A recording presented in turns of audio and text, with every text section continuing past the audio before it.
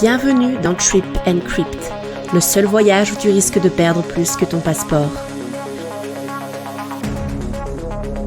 Prépare-toi à plonger dans les recoins les plus obscurs et hantés de notre planète, là où les légendes terrifiantes prennent vie et où chaque crypte cache un secret mortel. Ici, on explore les horreurs du monde avec une bonne dose de frissons et un zeste d'ironie pour survivre à la peur. Alors accroche-toi, le voyage commence, si tu l'oses.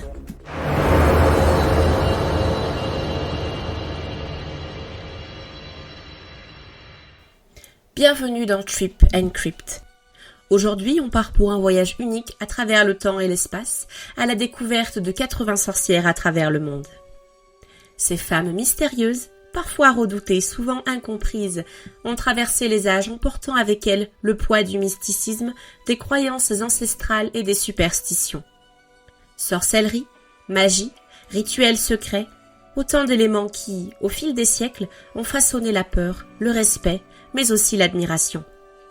Ces sorcières incarnent bien plus que des légendes noires. Elles sont le reflet des sociétés qui les ont vues naître, les gardiennes d'un savoir souvent interdit, entre médecine ancestrale, pouvoir occulte et défiance face aux normes établies. À travers leur histoire, vous découvrirez des vies de combat, d'exil, de rébellion et parfois même de sagesse. Alors installez-vous confortablement, ouvrez votre esprit et préparez-vous à plonger dans un univers où la frontière entre le réel et le surnaturel s'efface. Bienvenue dans ce tour d'horizon fascinant des 80 sorcières du monde entier. Qu'est-ce qui fait d'une femme une sorcière ? Parfois c'est la peur du voisinage, un savoir interdit ou simplement d'être différente. Prenons l'exemple d'une des figures les plus célèbres et controversées de l'histoire de la sorcellerie en France, la Voisin. Connue pour son rôle dans l'affaire des poisons au XVIIe siècle, elle incarnait à la fois la fascination et l'horreur qu'inspirait la magie noire à la cour de Louis XIV. Sa vie, ses pratiques et son destin tragique illustrent à merveille les multiples facettes de la sorcellerie à travers les âges. Au XVIIe siècle, la France vit sous l'autorité absolue du roi Soleil, Louis XIV. Versailles brille, mais Paris grouille d'inégalités, de misère et de secrets.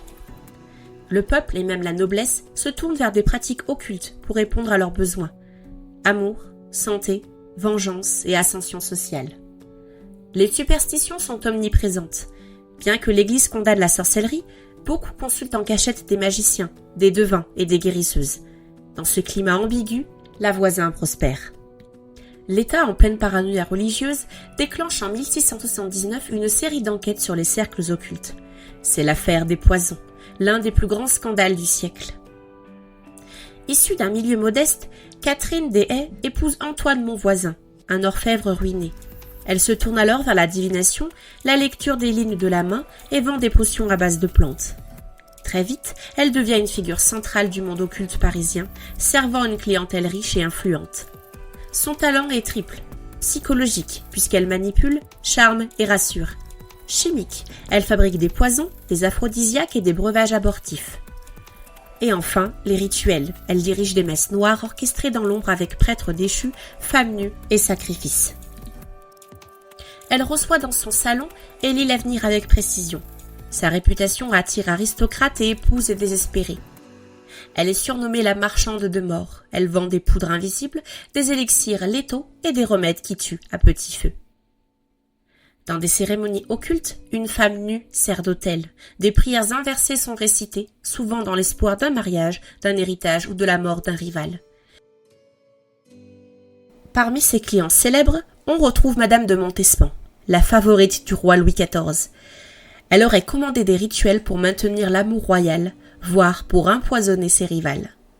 Des duchesses, des marquis, des prêtres déchus, des magistrats, tout Paris venait frapper à sa porte. Mais tout revers à sa médaille. En 1679, son nom apparaît dans une enquête sur une série d'empoisonnements. Elle est arrêtée avec une trentaine d'autres suspects. Lors des interrogatoires, elle parle peu, mais inquiète énormément. Les noms qu'elle pourrait révéler sont trop haut placés.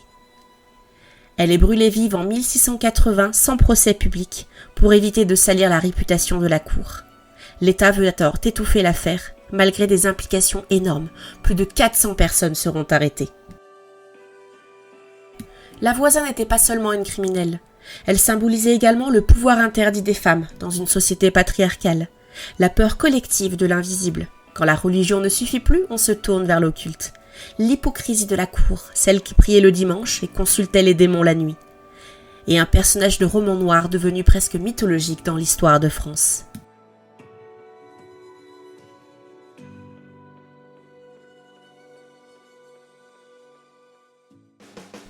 Merci d'avoir suivi cette aventure en direct, n'hésitez pas à partager vos avis dans les commentaires, et si vous voulez continuer à explorer ensemble, pensez à follow la chaîne pour ne rien manquer des prochaines expéditions mystiques.